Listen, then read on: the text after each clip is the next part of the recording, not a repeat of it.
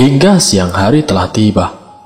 Mesta akhirnya berniat memberitahukan hal itu kepada Gali dan juga seluruh warga untuk waspada agar tidak diserang oleh monyet tersebut.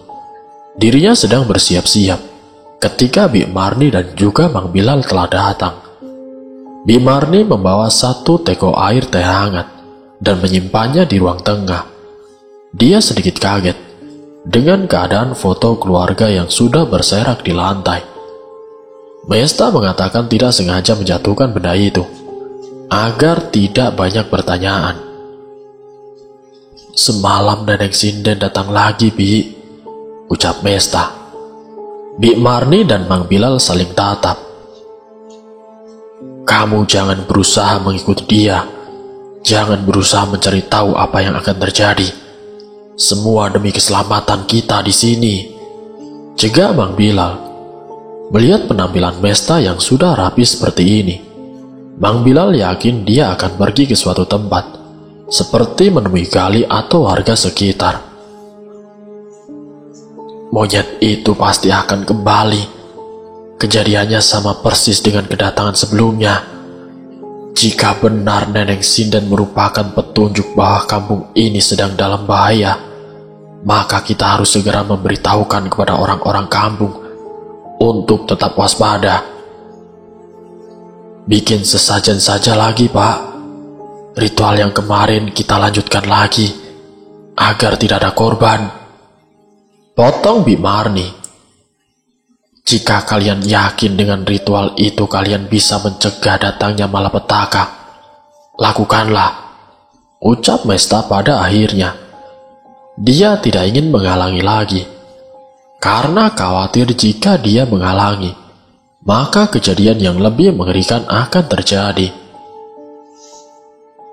"Kami akan melakukan ritual itu, tapi dengan syarat kamu tidak memberitahu siapapun, termasuk si Gali."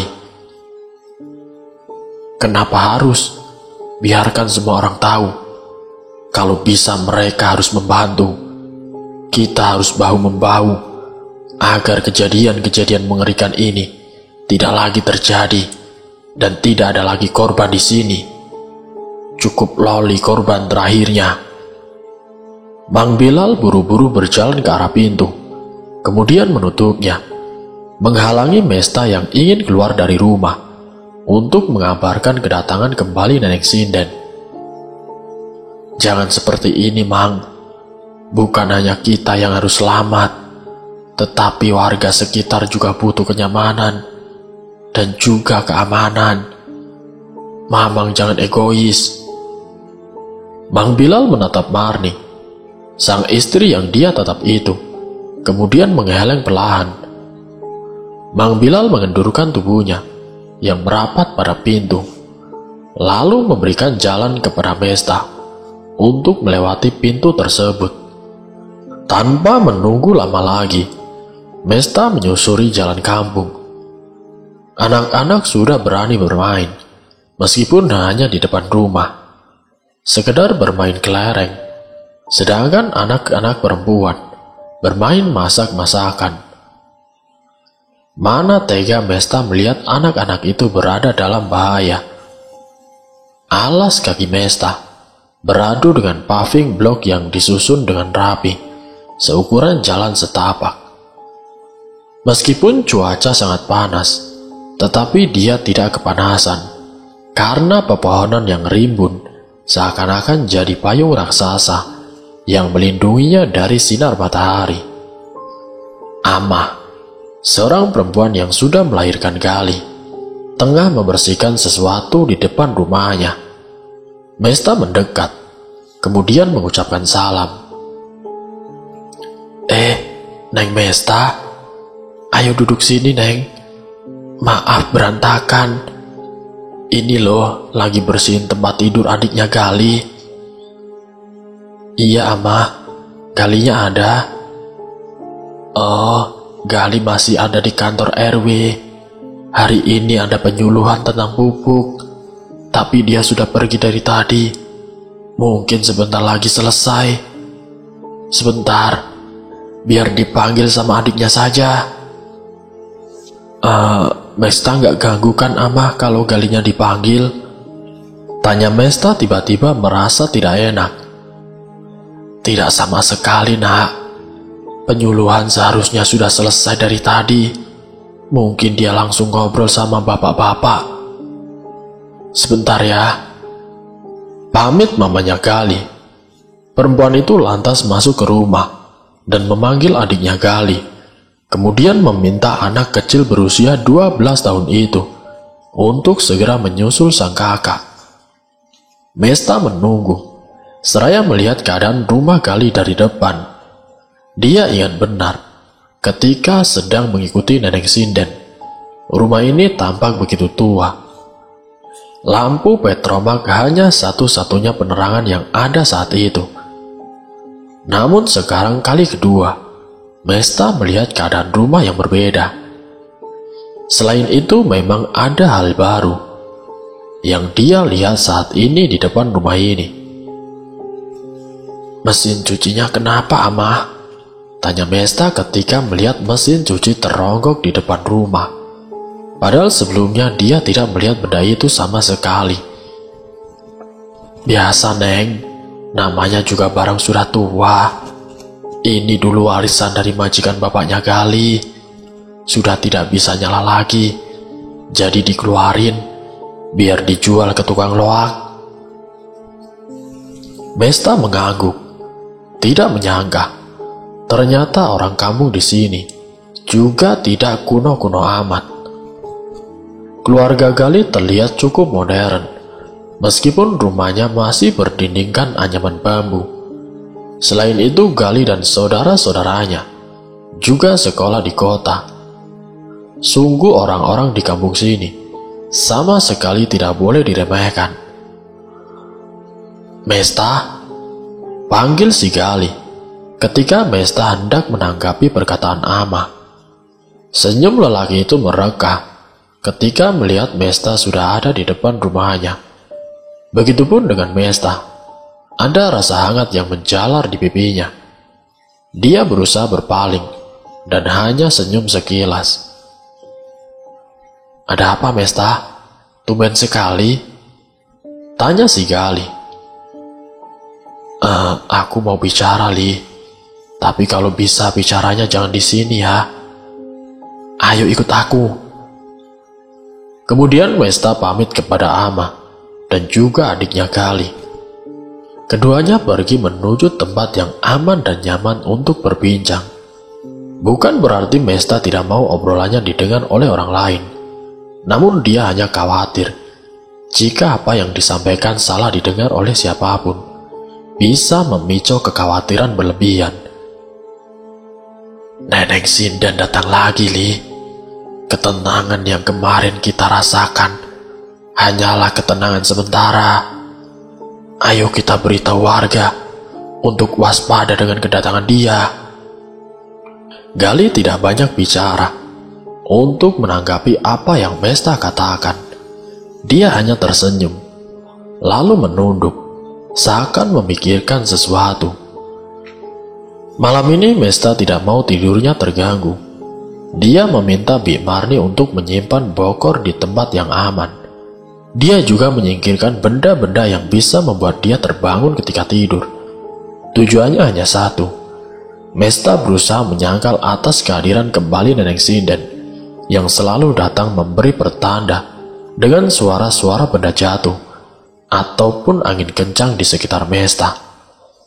Namun usahanya sia-sia. Sosok itu tetap datang, ditemani dengan angin kencang yang membuat tirai tersingkap.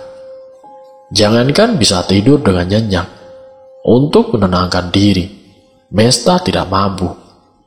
Apalagi ada orang yang sengaja mengguncang-guncang pintu samping, sampai menimbulkan bunyi yang tidak nyaman, dan mengganggu dirinya.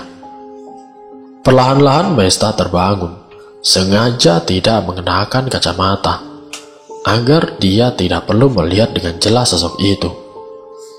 Dan benar saja, pintu samping tempat di mana Mesta keluar mengikuti Nenek Sinden sudah dalam keadaan terbuka.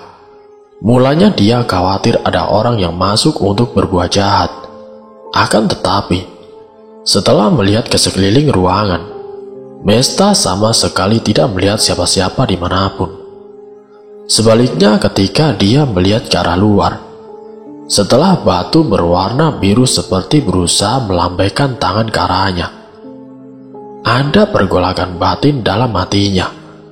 Apakah dia harus mengikuti kemana sosok itu pergi, atau menutup dan lalu mengunci pintu, kemudian kembali ke kamar, dan lalu dia tidur. Namun pada akhirnya, Mesta mengalah. Jika orang-orang sekitar tidak peduli dengan apa yang dia katakan, Mesta yakin bisa menyelesaikan semuanya sendirian. Dia melangkah dengan penerangan seadanya. Terlebih penglihatannya terbatas, karena kacamata sengaja dia lepas. Sosok yang seakan-akan ingin diikuti itu selalu hilang di hilir kolam yang berada di area tanah wakaf, yang mana sumber mata air ditambung di kolam itu, agar seluruh warga bisa memanfaatkan air tersebut dengan sebaik-baiknya. Lagi-lagi sosok itu menghilang di satu tempat. Mesta penasaran dengan tempat itu. Dia mendekat, namun nyatanya tidak ada apapun di sana, selain tanah yang kering dan di bawahnya merupakan aliran air menuju sawah. Sebelum dia kembali membawa rasa takut karena serangan monyet bertaring, Mesta berdiam diri sejenak, menunggu siapa tahu sosok yang dia ikuti akan menunjukkan lagi wujudnya. Sayangnya dia benar-benar menghilang di tempat itu. Pada akhirnya, Mesta pun kembali ke kamarnya, membawa seluruh kejadian menjadi sebuah kegelisahan sepanjang malam. Menjelang subuh barulah dia bisa memejamkan matanya. Di tidurnya yang tidak panjang itu, Mesta seperti mendengar teriakan dan juga tawa orang-orang. Namun teriakan-teriakan dan tawa canda orang-orang itu sepertinya tidak terjadi di alam mimpi, melainkan berada di luar villa. Sontak perempuan itu terbangun dan lalu mengambil kacamata. Benar saja, hari sudah terang. Dia melihat Lili sudah bergelantung di pohon itu. Artinya Mang Bilal dan juga Bi Marni baru saja dari sini. Canda dan tawa serta teriakan itu kembali terdengar. Dia membuka tirai yang menutupi jendela kamarnya. Ada pemuda dan pemudi yang sedang berjalan menyusuri depan villa, menuju ke arah persawahan. "Sudah bangun, Mesta?" Mesta terkejut begitu membuka pintu. Dia sudah melihat Gali yang duduk di teras villa. "Gali? Kamu dari tadi?" Enggak, Mesta. Baru saja kok. Mau ke penyuluhan ke desa sebelah. Tapi aman nitip ini. Dimakan ya." Mesta menerima sesuatu yang dibungkus oleh kantong plastik, tanpa bertanya apa isi dari kantong plastik itu. Mesta mengucapkan terima kasih. Kemudian Gali pamit. Sebelumnya lelaki itu tersenyum dengan begitu manisnya. Tak sabar Mesta pun membuka bungkusan itu. Sesuatu yang dibungkus oleh daun pisang yang sudah dipanaskan di atas api. Wanginya begitu menggoda. Ketika dia melihat itu adalah nasi ketan yang di dalamnya terdapat taburan kacang merah, Mesta mencicipinya. Rasa gurih segera menari di lidahnya. Dia menikmati makanan itu, seraya melihat keempat remaja yang sedang bermain di kolam depan. Alangkah kagetnya Mesta ketika memasuki villa untuk mengambil ponselnya. Di dapur, sosok yang selalu membuat Mesta menjadi takut dan juga penasaran sedang berdiri mematung. "Aku tahu kamu ada di situ. Tolonglah, jangan terus menggangguku. Aku hanya membutuhkan ketenangan tinggal di tempat ini. Aku janji tidak akan mengusik, tidak akan mengganggu. Pergilah, karena dunia kita sudah berbeda." Serangkaian kalimat panjang itu Mesta ucapkan tanpa melihat sama sekali ke arah dapur. Kemudian dia masuk ke kamarnya dan mengambil ponselnya. Sesuai tujuan awal masuk ke dalam. Dengan tergesa Mesta kembali keluar, memeriksa pesan-pesan yang masuk, kemudian merekam tingkah laku Lily yang mengemaskan. "Yang kamu takutkan tidak terjadi, bukan?" tanya Gali saat mereka bertemu di balai RW sore hari. "Namanya waspada tidak salah kan? Lagi pula aku trauma sama kejadian kemarin itu. Apalagi keduanya melibatkan aku. Yang pertama lokasinya di lokasi samping villa, di tanah yang masih kepunyaan kedua orang tuaku. Kejadian kedua, meskipun terjadi di kebun bambu, tapi melibatkan Loli. Itu hanya kebetulan saja," ucap Gali berusaha menenangkan si Mesta. Keduanya berjalan beriringan menuju rumah masing-masing. Namun di tengah perjalanan, mereka bertemu dengan Rosadi. Dia berjalan dengan cepat, seperti orang kebingungan. "Mau kemana, Di? Buru-buru amat," tegur si Gali. Rosadi berhenti, kemudian mengusap wajahnya. Mesta menebak pasti ada sesuatu yang tidak baik-baik saja. Ini lagi nyari Mita. Sudah sore begini, dia belum pulang juga." "Oh, biasanya kan Mita pergi bareng Laras. Sudah cari ke rumah Laras?" tanya si Gali. Mesta diam saja, menyimak obrolan dua lelaki itu. Pasalnya dia tidak tahu, tidak mengenal Mita dan juga si Laras.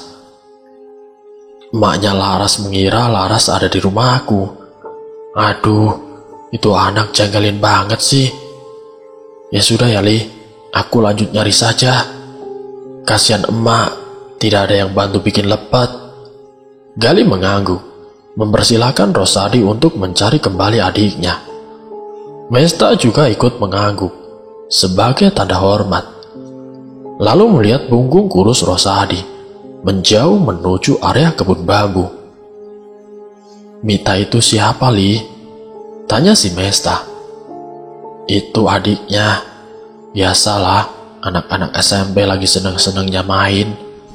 Di rumah dia harus bantu emaknya bikin lepet, bacang, awuk buat dijual ke pasar." Mesta mengangguk, lalu kembali melanjutkan perjalanan menuju villa. Kini di tengah-tengah jalan, Mesta dan Gali berpisah. Gali tidak langsung pulang, melainkan harus bertemu dengan RW untuk mengambil berkas-berkas tentang penyuluhan pertanian yang baru saja dia lakukan beberapa waktu lalu. Gali adalah satu-satunya orang yang bersekolah tinggi tentang pertanian dan ilmunya. Dia mendedikasikan diri dan ilmu yang dimiliki untuk membantu para warga agar bisa terus mengembangkan pertaniannya di kampung Pasir Maung ini. Meskipun terlihat begitu sederhana dan juga bersahaja, sepertinya Mesta mengagumi sosok itu. Belakangan dia sering membanding-bandingkan antara Aziz mantan tunangannya dengan si Gali.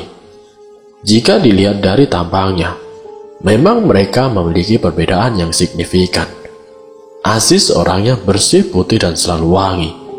Berbeda dengan Gali, yang terkadang baunya seperti bau lumpur. Kini bergantinya hari menjadi malam, membuat Mesta selalu merasa tidak nyaman. Selain Neneng Sinden yang akan selalu datang mengunjunginya, Mesta juga mulai merasa kesepian, tinggal sendiri terus-menerus. Perempuan itu berharap malam ini tidurnya bisa nyenyak tanpa ada gangguan sedikit pun. Mesta terbangun dari tidurnya dengan perasaan bahagia. Harapannya terkabul. Dia benar-benar tidur dengan nyenyak. Tidak ada gangguan sedikit pun.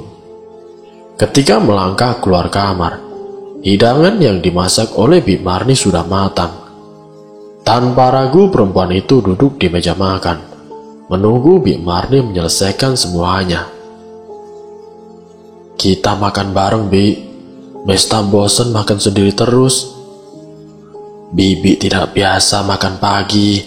Sudah minum kopi sama gorengan ubi. Rasanya sudah kenyang sampai siang, Neng. Bik Marni menolak permintaan Mesta dengan halus. Wajah Mesta tertekuk. Dia sedikit kecewa. Ya sudah, Bibi temenin Mesta makan ya. Oh iya, Bi. Mang Bilal kemana, Bi? Tanya si Mesta.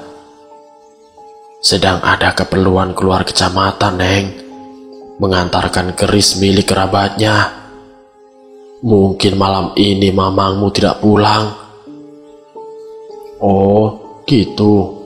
Ya sudah, Bibi tidur di sini saja ya. Nemenin Mesta, Bi. Rasanya bahagia sekali ketika mendengar berita ini. Jadi malam ini Mesta tidak akan tidur sendirian. Tadinya Bibi mau ngajak kamu tidur di rumah. Sudah, Bi. Tidur di sini saja, Bi. Tolak si Mesta. Di sini tidak ada TV, Neng. Nanti malam ada film India. Bibi tidak mau ketinggalan. Gak apa-apa, Bi. Streaming saja pakai laptop Mesta. Streaming? Streaming itu apaan, Neng? Nonton langsung pakai laptop, Bi. Jangan khawatir. Nanti tayangnya juga sama seperti di TV kok. Bibi butuh apa? Bawa saja dulu ke sini. Nanti kita cerita-cerita. Sekalian ajarin Mesta masak ya. Bik Marni mengalah. Akhirnya dia mengangguk setuju dengan ajakan si Mesta. Oh ya, Neng. Dengar-dengar anaknya tetangga hilang katanya. Tidak tahu pergi sama pacarnya atau gimana. Beritanya masih simpang siur. Ungkap Bik Marni. Mesta yang menyimak sambil mengunyah, menghentikan kunyahannya. Kemudian dia mendengarkan dengan seksama berita itu. Memangnya dia umur berapa, Bi? Tanya Mesta. Kira-kira 14-15 tahun. Anak kelas 3 SMP. Oh, si Mita. Potong si Mesta. Loh, kok Neng Mesta tahu?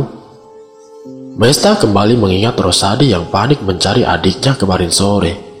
Tentu saja dia mengingat siapa nama anak yang hilang itu. Iya, Bi. Kemarin sepulang dari balai RW sama Gali, Mesta bertemu sama kakaknya Mita. Kasihan ibunya, nangis terus dari semalam. Anak-anak zaman sekarang tidak di kampung, tidak di kota. Bisanya bikin khawatir orang tua saja. Ada beberapa orang yang melihat katanya Mita memang sering pergi dibawa sama lelaki.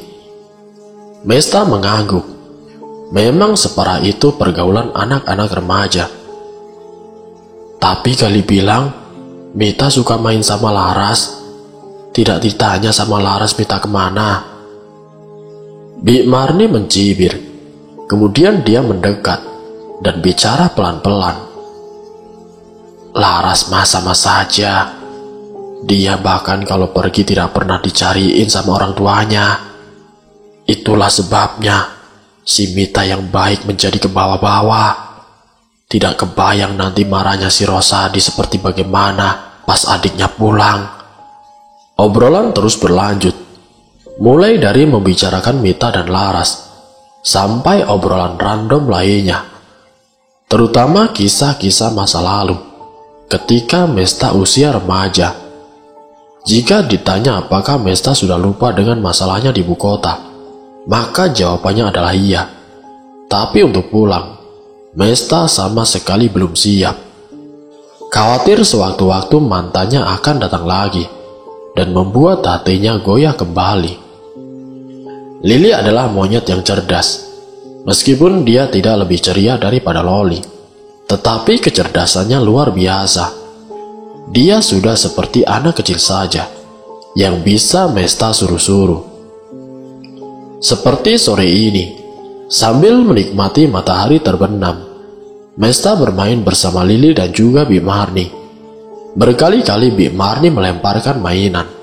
Berkali-kali pula Lili memengutnya, kemudian menyerahkan mainan itu kepada Mesta.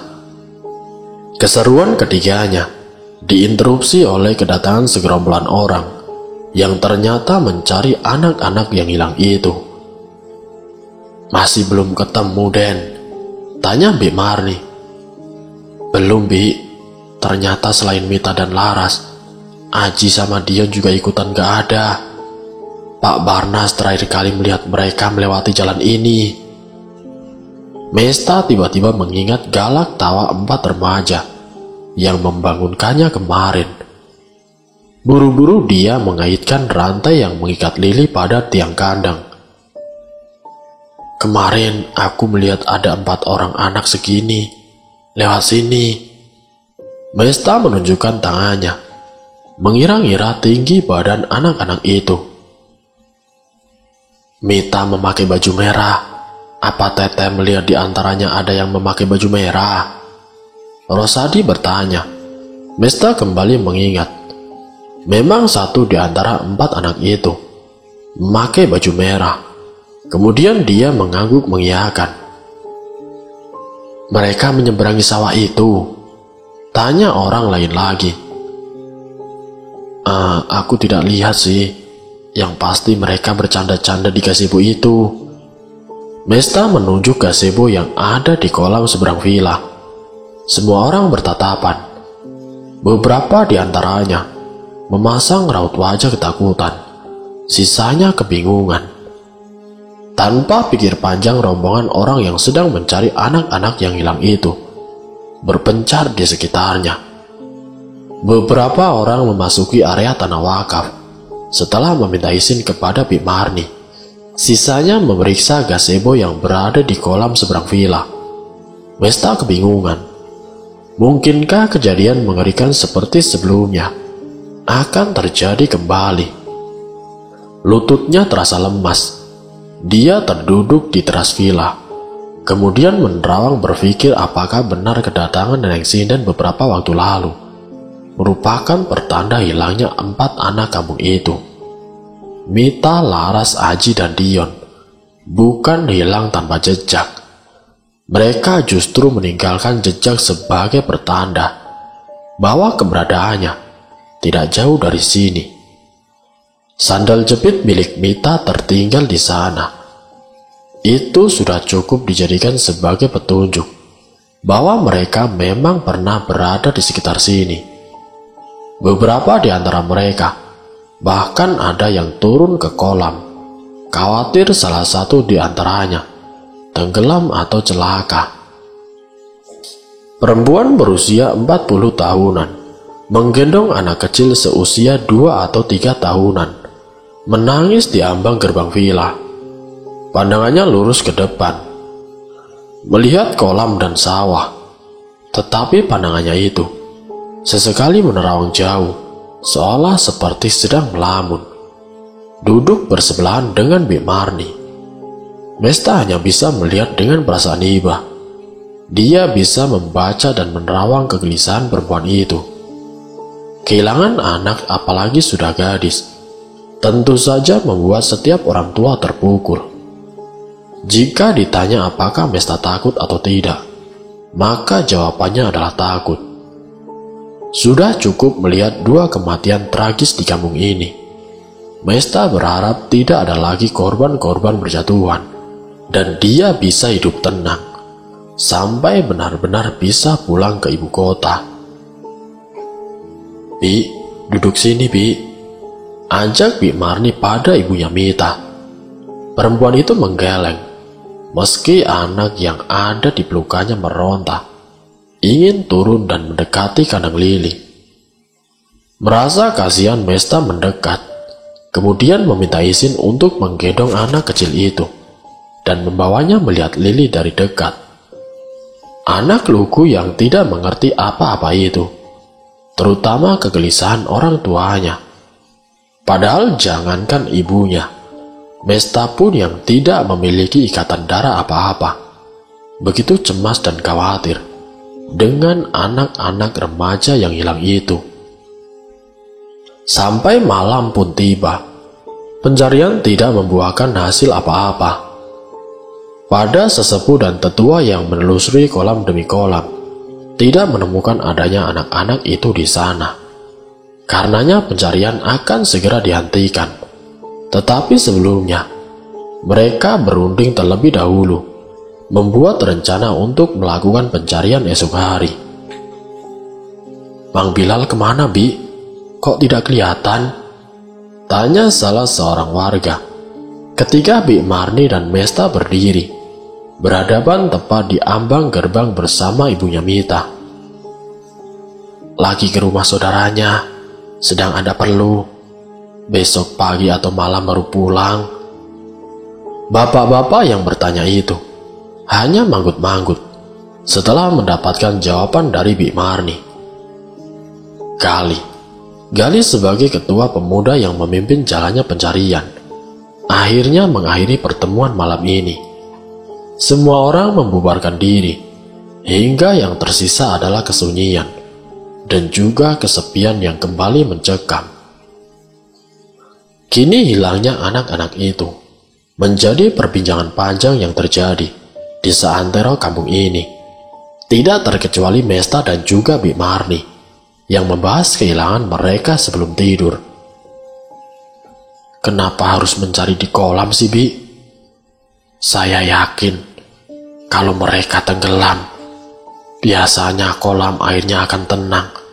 Kalaupun ada yang tenggelam setelah tidak bernyawa, maka jenazah akan mengapung. Berbeda dengan tenggelam di sungai yang akan hanyut terbawa arus." Sebuah pertanyaan mendesak di benak Mesta.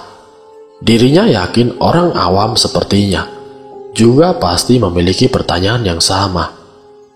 Bi Marni memperbaiki posisi selimut yang hendak dia gunakan bersama Mesta. "Itulah mengapa Mang Bilal selalu cerewet, melarang seluruh warga mendekat ke area ini. Mang Bilal sebenarnya ingin menutup akses ke kolam-kolam yang ada di sini. Kemudian tanah wakaf ini pun dia ganti dengan tanah yang lain yang bisa mengeluarkan sumber air." "Maksudnya bagaimana, Bi? Kenapa mengganti tanah wakaf?" Bi Marni tidak jadi berbaring. Dia duduk sambil menunduk, kemudian menceritakan tujuan sebenarnya kepergian Mang Bilal malam ini. Tidak hanya mengantarkan keris saja, melainkan mencari orang yang bisa menentukan mata air yang bisa dibor kembali. Mang Bilal memiliki tabungan yang cukup untuk membiayai seluruh pelimpahan tanah wakaf ke tanah yang baru. Ayah dan ibu sudah dikasih tahu. Tanah wakaf ini, tanah yang sudah diamanatkan kepada seluruh warga untuk dimanfaatkan airnya agar bisa mengairi seluruh persawahan dan juga perkebunan. Sudah tidak ada sangkut pautnya dengan ayah dan juga ibumu," ucap Bi Marni. Entah mengapa, Mesta tidak terima dengan perkataan barusan. Dari pemikirannya dia menyimpulkan bahwa pangkal dari rangkaian peristiwa yang terjadi sejak dia berada di sini adalah tanah wakaf ini. Bisa jadi desas-desus yang dia dengar tentang pemandian bibinya ini adalah salah satu kebenaran yang selalu dia sangkal. "Setahu Mesta, tidak ada yang bisa mengganggu gugat tanah wakaf ini, Bi. Ini sudah menjadi tanah yang bisa digunakan untuk kepentingan umum dan diwakafkan, kan? Tidak boleh digunakan oleh pribadi dan tidak boleh diperjualbelikan, apalagi diganti dengan tanah yang lain," ucap si Mesta. "Bukan tanahnya yang dimanfaatkan oleh warga. Bukankah mereka hanya butuh air saja? Untuk itu Mang Bilal berusaha untuk mengganti sumber air itu agar semua persawahan tetap bisa terairi. Sesimpel itu masalahnya."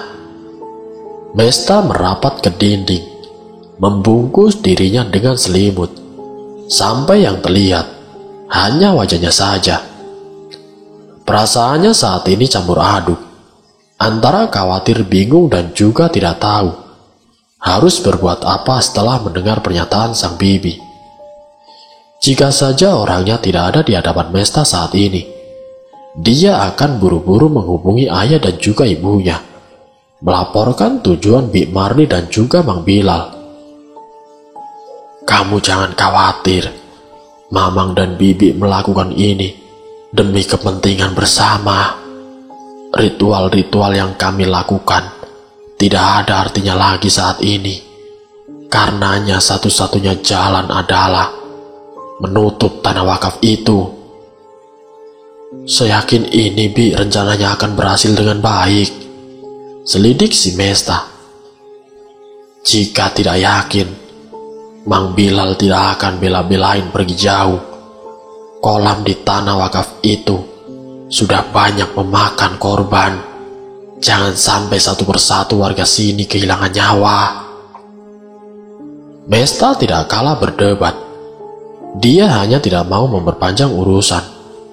Dipejamkannya mata berpura-pura untuk tertidur. Padahal di kepalanya sangat berisik.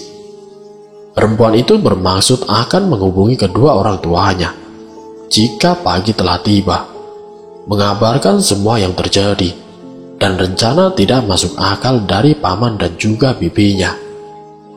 Setidaknya malam ini Mesta akan tidur terlebih dahulu.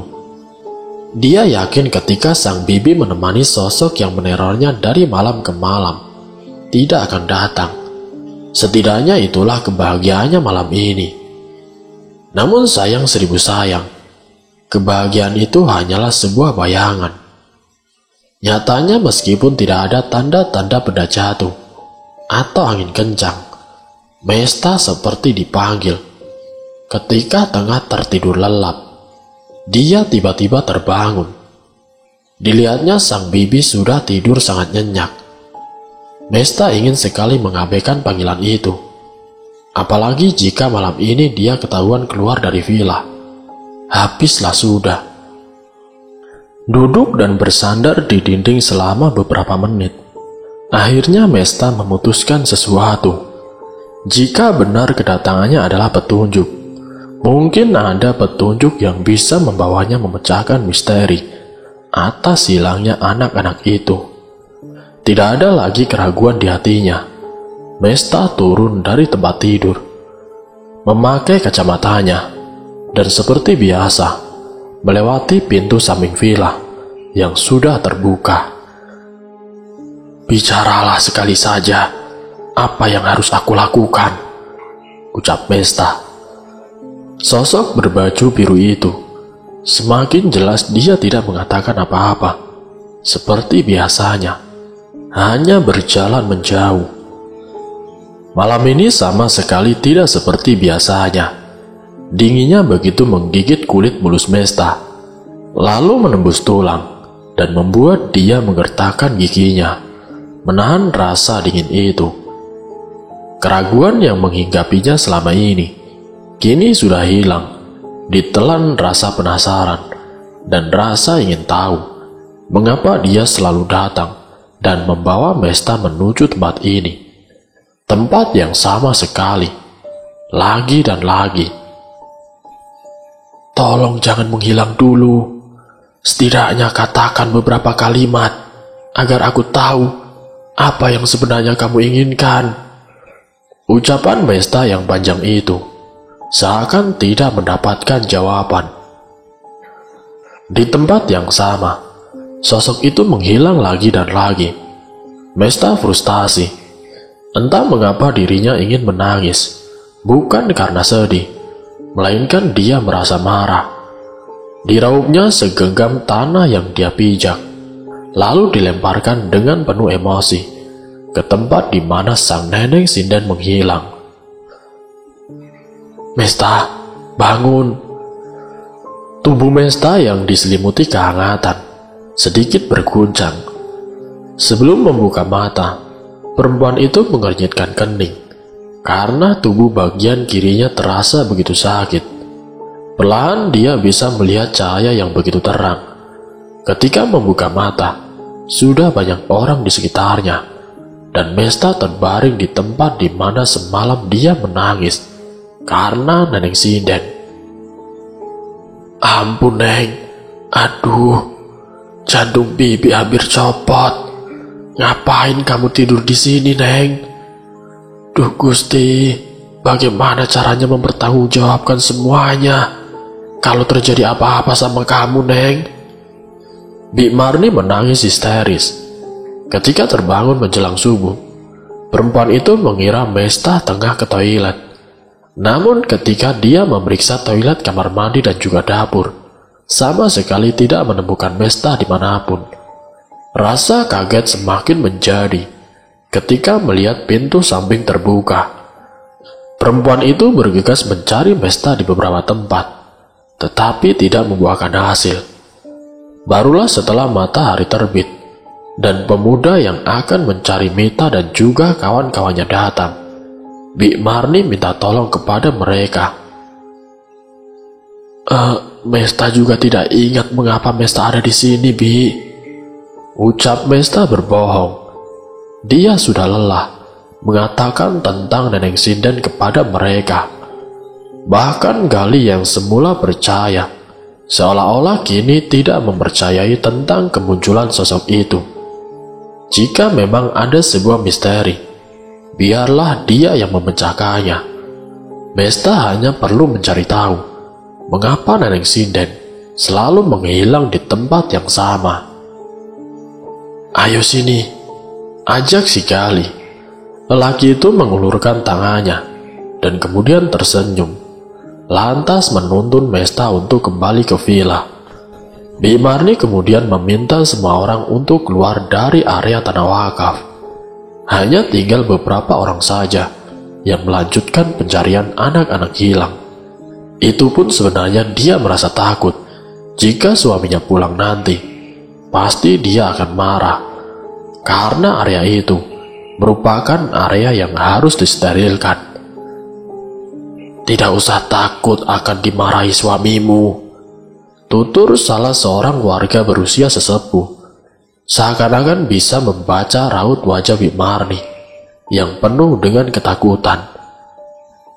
Iya benar, kami di sini tidak akan ngapa-ngapain, tidak akan merusak apa-apa, hanya menjalankan tugas untuk mencari anak-anak yang hilang. Kasihan orang tua mereka menangis terus. Dengan ekspresi wajah yang begitu terbaca, Marni akhirnya mengangguk.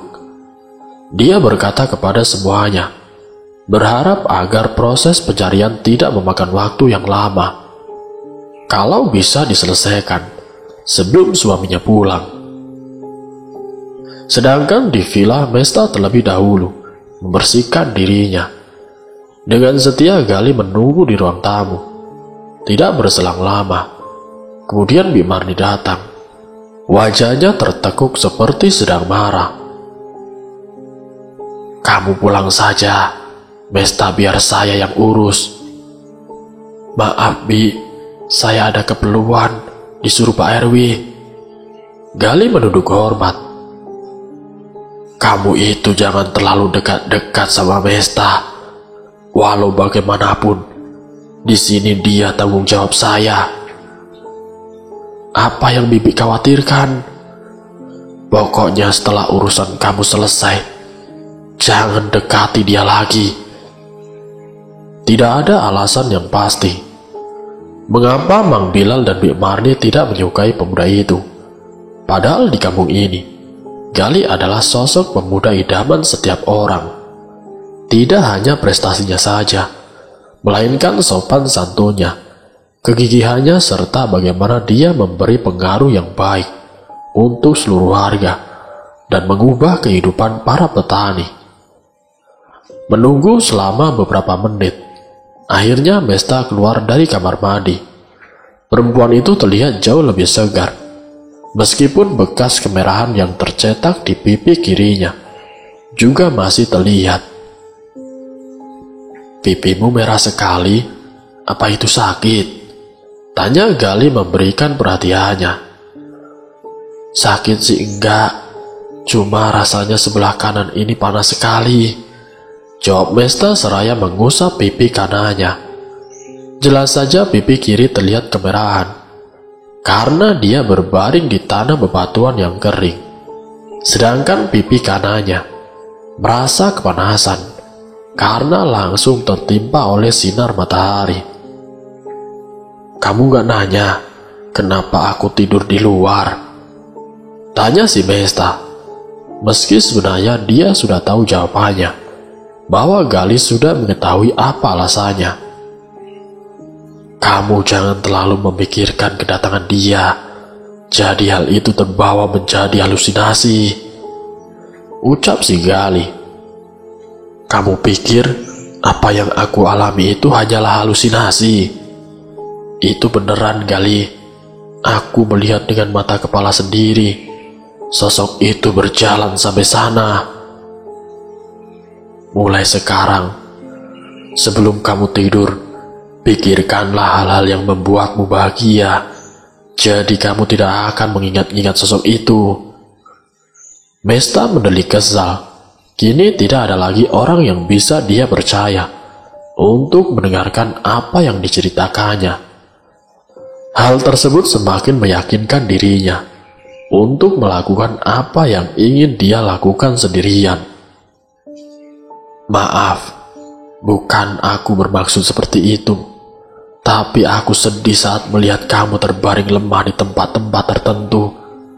Seperti depan rumahku waktu itu, pingsan masuk kolam, bahkan sekarang di pinggir kolam. Aku takut terjadi sesuatu hal yang buruk padamu," ujar si Gali. "Ya, terima kasih. Tapi aku tidak butuh rasa khawatirmu. Katanya kamu ada perlu. Ada perlu apa?" Mesta menelan bulat-bulat kepahitannya. Dia terlalu berharap kepada Gali. Nyatanya lelaki itu sama saja dengan paman dan juga bibinya. Mengenai hilangnya anak-anak, kamu bilang kamu melihat mereka lewat sini kan?" tanya si Gali. "Iya benar. Bahkan setelah mereka lewat, kamu yang datang ke sini. Masa sih kamu gak lihat?" terus tanya si Mesta. "Pak RW meminta saya untuk mengecek rekaman CCTV yang ada di sini. Siapa tahu ada petunjuk di sana." Mesta menepuk keningnya. Benar juga kenapa tidak terfikirkan untuk mengecek kamera pengawas itu. Padahal tujuannya memasang kamera itu untuk mengetahui detail-detail kejadian yang terjadi di sekitar villa. "Tunggu sebentar." Dengan langkah yang ringan, Mesta bertolak menuju kamar, mengambil laptop untuk mengecek kamera CCTV. Dua anak manusia itu duduk berdampingan, mencari jawaban tentang hilangnya anak-anak yang malang dari kampung Pasir Maung. Rekaman dari rekaman pengawas sudah siap diputar. Namun sebelumnya Gali meminta semua orang yang berdiri di luar untuk melihat sendiri dari rekaman sebelumnya. Namun sebelumnya Gali meminta semua orang yang berada di luar untuk melihat sendiri isi dari rekaman tersebut. Dikhawatirkan menyebabkan kekacauan, Marni hanya mengizinkan beberapa perwakilan saja, termasuk RT RW serta salah satu perwakilan keluarga dari masing-masing anak. Dengan cekatan, tangan Gali membuka file yang ada di laptop itu, melihat rekaman sebagai bukti atas hilangnya anak-anak itu. "Kenapa lama?" tanya Pak RW. "Rekamannya kok gak ada?" balas Gali dengan pertanyaan yang penuh dengan kebingungan.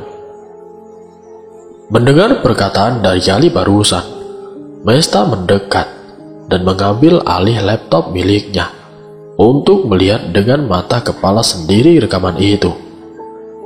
Benar saja rekaman terakhir adalah rekaman Mesta yang pergi ke kebun jeruk, mengikuti Neneng Sinden sampai di kediaman Gali. Rekaman bagian depan villa pun masih menunjukkan adanya Loli. Kejadian setelah monyet itu tewas kini tidak ada lagi. Coba saya periksa dulu. Gali melihat CCTV yang terpasang di sana, memastikan alat itu masih terpasang dengan baik dan berfungsi sebagaimana mestinya. Namun ternyata setelah dibantu beberapa pemuda untuk memanjat dan lalu memastikan, CCTV itu sama sekali tidak berfungsi. Kamera yang terpasang di beberapa tempat nyaris tidak ada satupun yang merekam. Semua telah mati, seperti sengaja dimatikan, agar tidak merekam kejadian demi kejadian di tempat itu. Tidak ada sama sekali. Mesta, kamu apakan kamera pengawasnya? Selidik si Gali. Aku tidak melakukan apapun dengan kamera itu. Kesal Mesta atas tuduhannya, menatap orang-orang yang ada di sana, merasa risih dan tidak nyaman. Mesta mengenali ekspresi itu, mengenali raut wajah penuh keraguan dari para warga. Dia terpojok dan tersudutkan. Tidak berfungsinya kamera pengawas ini bukanlah penyebab hilangnya mereka, bukan? Kalian jangan seolah-olah menyalahkan saya. Silakan lanjutkan pencarian. Saya tidak bisa bantu apa-apa, hanya bisa mendoakan semoga mereka segera ketemu. Tanpa keraguan, Mesta berjalan menjauh meninggalkan kerumunan yang masih diam tanpa kata. Kemudian membuka pintu lebar-lebar, pertanda bahwa kehadiran mereka semuanya sudah tidak dia kehendaki lagi. Maaf Mesta, bukan itu maksudku. Gali berusaha menenangkan si Mesta, meski dia tahu Mesta sudah terlanjur kecewa. Apa untungnya buatku mematikan semua CCTV ini? Aku sengaja memasangnya demi keamanan diriku. Harusnya kalian mikir ke situ. Orang-orang sudah di luar, kecuali Gali yang terus meyakinkan si Mesta, meminta maaf pada perempuan itu, dan meyakinkan bahwa dirinya menyesal. Itulah kelemahan Mesta, mudah sekali menjadi luluh. Dia hanya mengangguk dan mengangkat sudut bibirnya sedikit. Di tengah perbincangan, Mesta melihat Bik Marni yang kembali dengan langkah tergesa. Keluar kamu dari sini, usir Bik Marni. Bang Bilal sudah kembali, jangan sampai dia marah melihatmu di sini. Tidak apa-apa Bi, Gali tidak ngapa-ngapain kok. Mesta menengahi. Tidak enak sama si Gali kalau dia harus diusir tiba-tiba seperti sekarang ini. Tidak apa-apa Mesta, saya akan lanjutkan mencari anak-anak bareng yang lain. Cobalah cari ke arah bukit itu. Anak-anak biasanya jalan ke sana, lihat kereta dari atas bukit. Siapa tahu tersesat dan tidak bisa pulang. Kolam sudah diubek-ubek dan tidak ada sama sekali. Lagian nyari di kolam begini, seakan kalian yakin kalau anak-anak sudah tidak ada nyawanya. Mesta kali ini setuju dengan Bik Marni. Benar, kenapa harus mencari mereka ke dasar kolam? Semak-semak bahkan aliran air. Mereka bukan balita yang tidak bisa menyelamatkan diri saat jatuh ke kolam. Lagi pula kalaupun mereka terjatuh, pasti salah satu di antara mereka ada yang berusaha menyelamatkan. Gali meminta maaf sekali lagi kepada Mesta dan keluar untuk membawa tim pencari menuju arah bukit.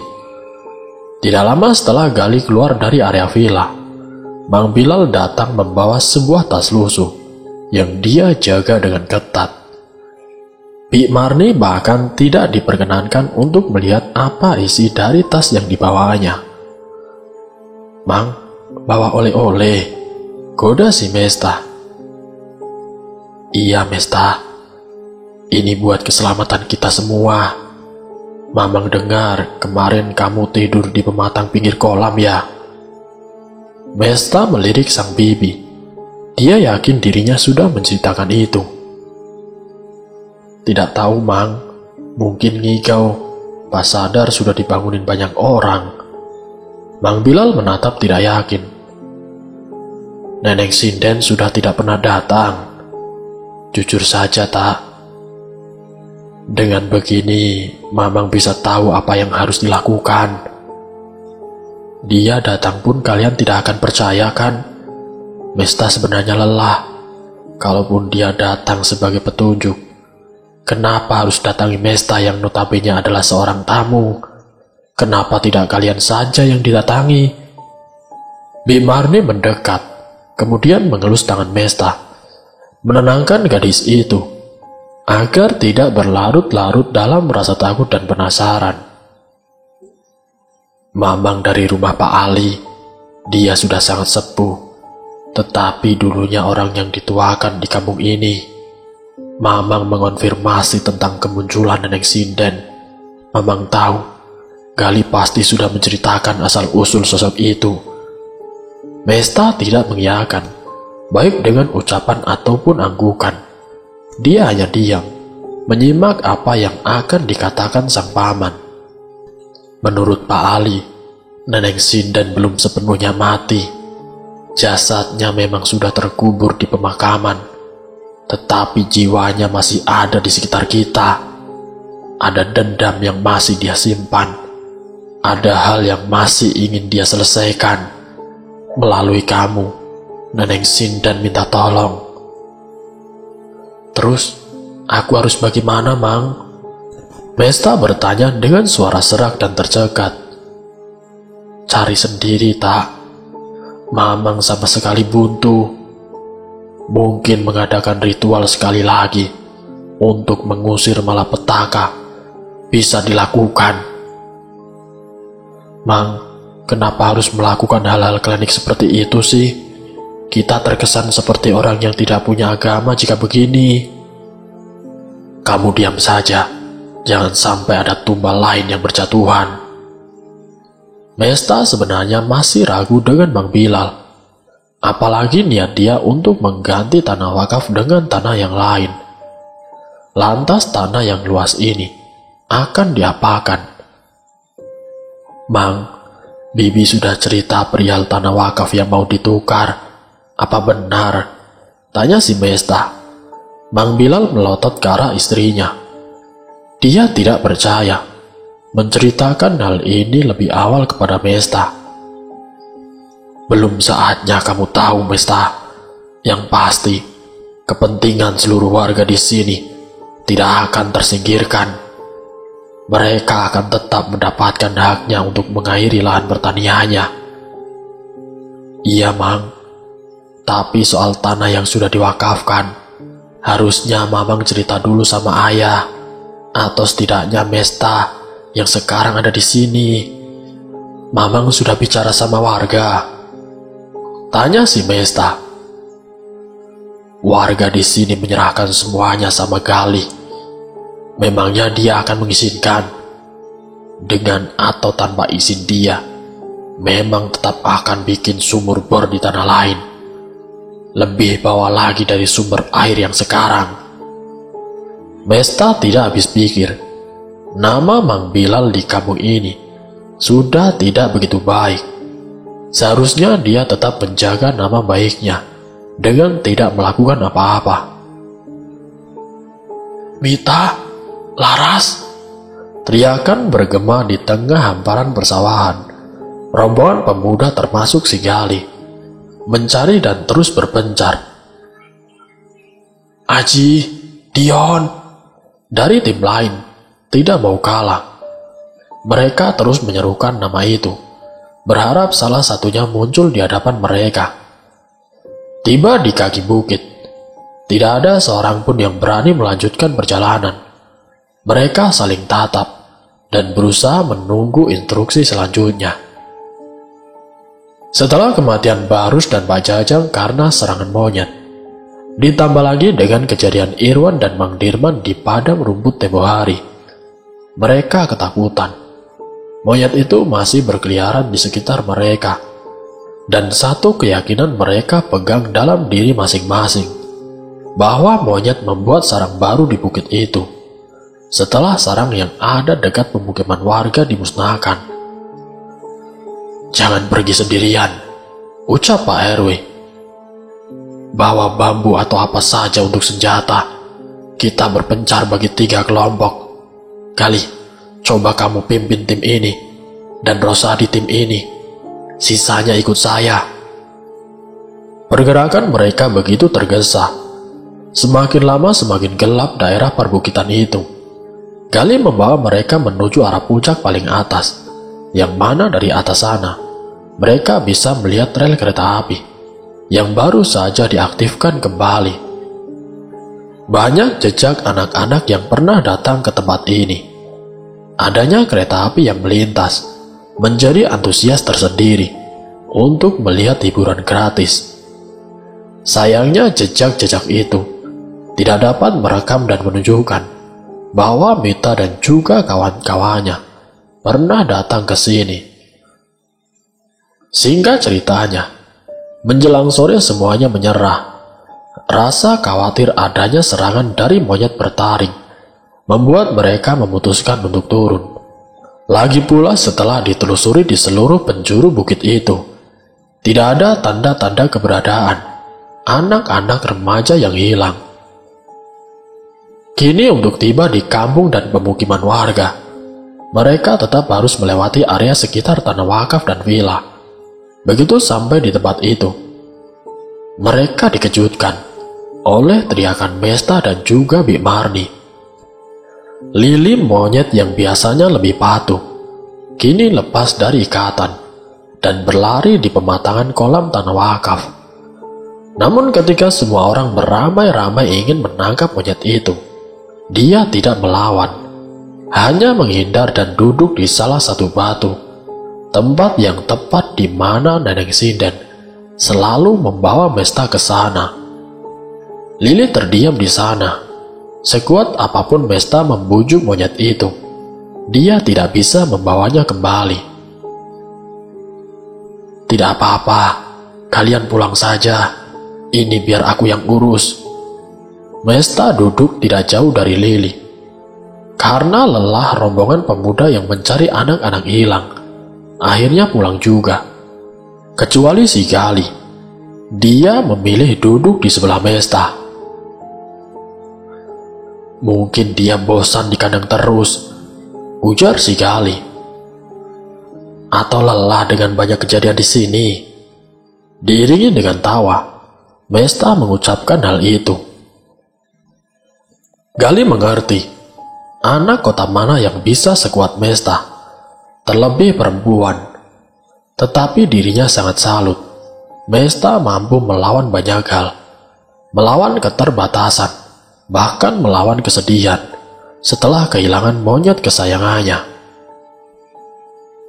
Kini Lili menatap jauh ke arah padang rumput, di mana Loli mengembuskan nafas terakhirnya. Sesekali dia meloncat-loncat dan menempelkan telinganya pada batu yang dia pijak. Kamu tidak ada niatan pindah dan menetap di sini? Tidak, makasih. Kenapa? Apa tujuannya aku harus menetap? Tidak ada yang harus dikejar. Tidak ada tujuan yang pasti. Lagi pula kedua orang tua aku pasti kesepian karena anaknya ada di sini. Gali tersenyum, seraya menatap Mesta. Kan ada aku di sini. Hah? Gimana? Lupain saja. Lihat, Lili, dia ngapain? Gali berusaha mengalihkan pembicaraan. Lili masih dalam posisi menungging. Telinganya menempel di atas batu. Lili, ayo pulang, Li. Lili mendongak, lalu melompat ke pangkuan si Mesta. Kedua orang itu akhirnya meninggalkan tempat tersebut. Mesta melihat Lili terus-terusan menunjuk batu tempat dia berpijak. Mesta jadi ingat Nenek Sinden yang selalu hilang di lokasi tersebut. Masih di hari yang sama, Mesta melihat sebuah mobil bak terbuka parkir di sekitar depan rumah Mang Bilal. Beberapa warga yang penasaran pun berkerumun. Rupanya niat Mang Bilal tidaklah bohong. Lelaki itu benar-benar akan membuat sumur bor di lahan miliknya. sebagai ganti dari tanah wakaf yang akan dia tutup. "Mau ngebor di mana ini, Pak?"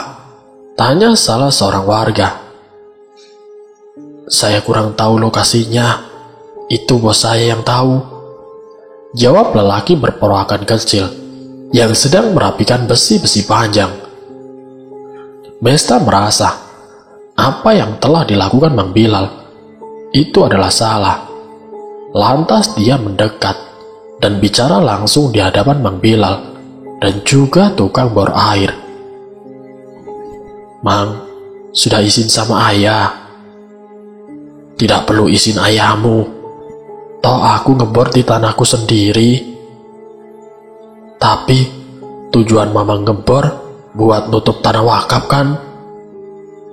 Warga yang berkumpul seketika bergaduh mendengar perkataan si Mesta. Satu di antaranya keluar dari kerumunan demi mengabarkan ini kepada Pak RW dan juga si Gali. "Semua demi kebaikan," pungkasnya tanpa banyak bicara lagi. Mesta merogoh ponselnya, berniat untuk mengabari kedua orang tuanya. Tetapi dengan galak, Mang Bilal merebut teleponnya. "Mang, kembalikan, Mang." "Saya akan kembalikan jika kamu tidak macam-macam dan menghalangi niat saya." "Jangan gila, Mang. Tanah wakaf sudah menjadi kepentingan warga. Tidak ada yang berhak menutup, menjual, atau memanfaatkan itu demi kepentingan pribadi." Mang Bilal tidak terima.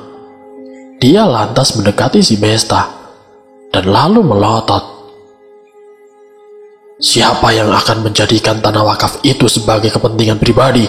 Hah? Semua Mamang lakukan demi kepentingan warga sekitar, demi keselamatan orang-orang yang selama ini hanya bisa menuduh kalau saya ini adalah penjahat."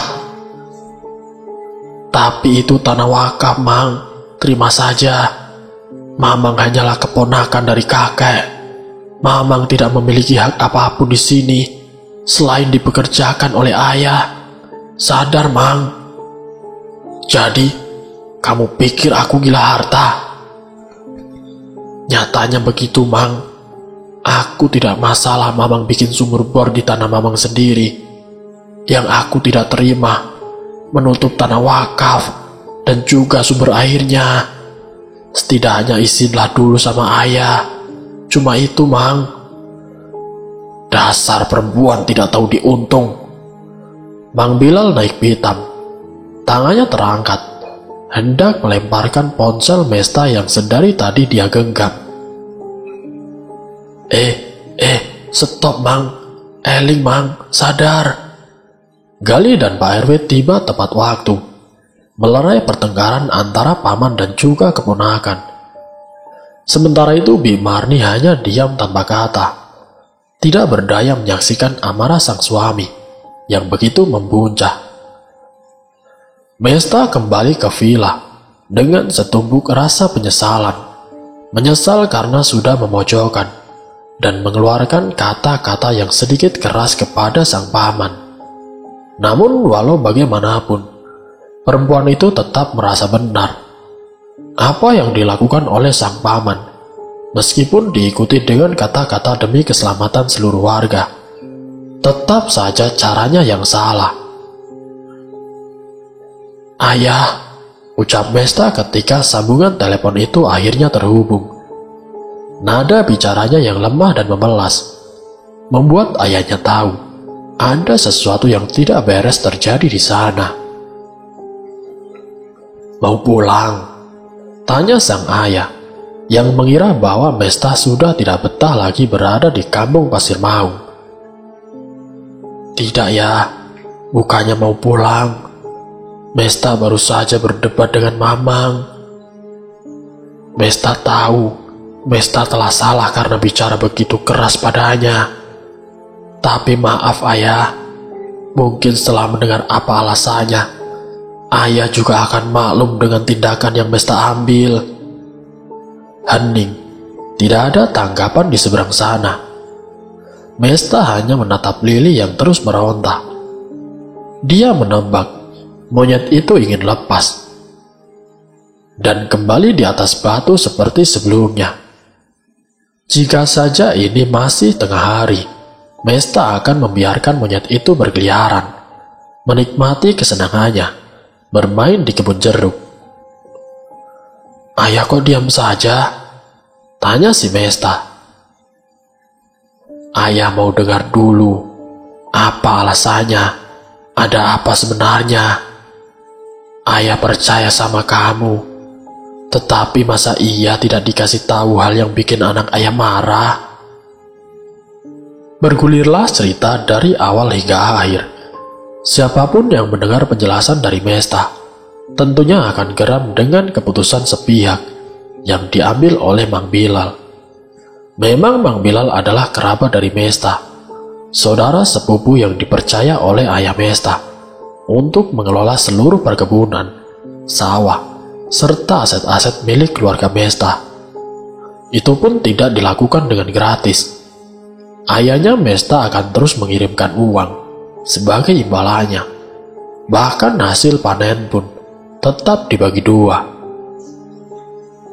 Sekarang rasa marah itu kini muncul ketika mengetahui bahwa Mang Bilal seakan ingin menguasai tanah wakaf.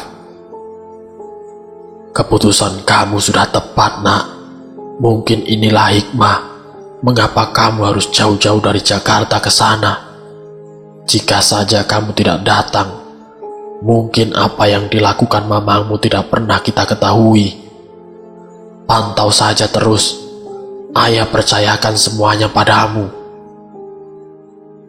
Lega rasanya, sudah menceritakan apa yang terjadi. Berkeluh kesah tentang semua keresahan-keresahan dan juga ketakutan yang dialami di sini. Kini satu pekerjaan yang harus diselesaikan adalah membantu keluarga korban untuk menemukan anak-anak yang hingga detik ini sama sekali belum ditemukan. Mesta hendak merebahkan badannya, namun ketika dia melihat Lily terus meronta, rantai yang melingkar pada pinggang monyet itu terus ditarik. Mesta menjadi trauma melihat luka di area perut karena terlalu banyak meronta. Jadi niatnya untuk rebahan, dia tunda dulu sampai bisa menenangkan si Lily. "Sayang, tenang Lily." Lily yang biasanya tenang, kini lebih agresif setelah Loli meninggal. Mesta tahu dia kesepian, sama halnya seperti manusia yang kehilangan separuh jiwanya. Hari-hari akan semakin hampa, bahkan merasa tidak ada artinya. Mesta pun melepaskan ikatan pada monyet itu, kemudian menggendongnya sebagaimana seorang ibu yang menggendong anaknya dengan penuh kasih sayang. Namun sayangnya Mesta merasakan bahwa Lily tidak nyaman berada di gendongannya. Berkali-kali dia meronta, seakan ingin melepaskan dirinya dan berlari sejauh yang dia mau. "Lily, tenang Li, diam, jangan kabur. Ini sudah mau sore, sudah mau maghrib. Nanti kamu diserang monyet besar yang nyerang Loli bagaimana?" Meski sesungguhnya kematian si Loli dikarenakan tembakan dari warga, tetapi Mesta tidak bisa menyalahkan itu. Dia tahu mereka hanya warga biasa, bukan penembak jitu yang bisa dengan tepat membidik sasarannya. Kejadian itu takut terulang kembali. Lily tidak seberani Loli. Jika dia kabur dan bertemu dengan monyet yang mengintai para warga, hingga saat ini dia takut Lily tidak akan selamat. Namun ketika sedang berusaha untuk menenangkan hewan peliharanya itu, Mesta melihat segerombolan orang yang melewati jalan depan villa. Satu di antaranya adalah Rosadi, kakak laki-laki dari Mita. "Punten teh," sapa Rosadi. Mesta mengangguk. Rosadi dan beberapa pria yang tidak dikenal Mesta berwajah sangat muram. Dia tahu lelaki itu menyimpan duka cita yang teramat besar dalam hatinya. Tapi salutnya Mesta pada warga kampung sini, yaitu mereka tetap ramah, apapun keadaannya. Dan setelah rombongan itu melewati area villa, mereka lantas berjalan ke pematang sawah. Jalanan yang sudah tidak ada sangkut pautnya dengan tanah wakaf. Sementara itu Mesta kewalahan mengatasi Lily yang terus-menerus memberontak. Sampai akhirnya monyet itu mengambil pilihan terakhir dengan menggigit jari Mesta. Awal mula Loli melarikan diri dan hilang, sampai akhirnya ditemukan menjelang kematiannya. Mesta tidak mau kehilangan hewan peliharaannya satu kali lagi. Walau bagaimanapun, dia sudah merawat hewan itu dari kecil. "Li, tunggu Li." Monyet itu tiba-tiba berubah agresif, sama seperti monyet yang terkena rabies. Dan bersambung, apakah Lily akan mati juga seperti Loli? Dan apakah kaburnya Lily malah akan menjadi petunjuk? Nanti saya akan lanjutkan ke bagian berikutnya. Wassalamualaikum warahmatullahi wabarakatuh.